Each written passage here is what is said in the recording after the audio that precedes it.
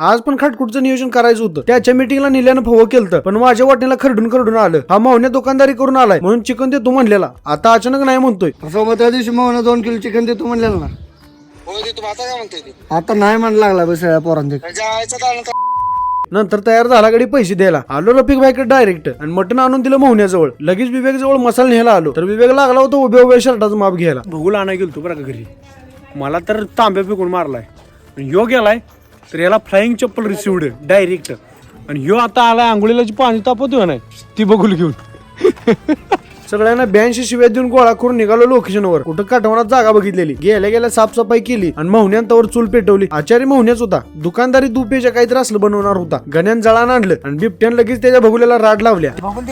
काल ओतून कांद्याची गिरवी बदली तवा आठवलं पळीच आणली नाही. काठीनं झालवायला चालू केले. मटणाला मटेरियल लावून घेतलं बाका आणि टाकलं शिजायला झाड दिशी. कोणाला कळत तर काहीच नाही. खायचं सोडून नुसतं माप काढते ती. तमालपत्र आणायला सांगितलं, पोस्टात गेलाय तमालपत्र आणायला.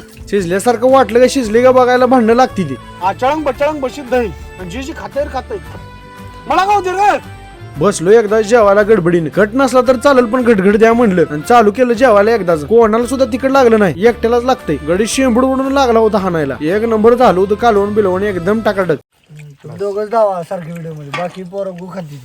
पोरांनो कशी होती टेस्ट. सपला इशे.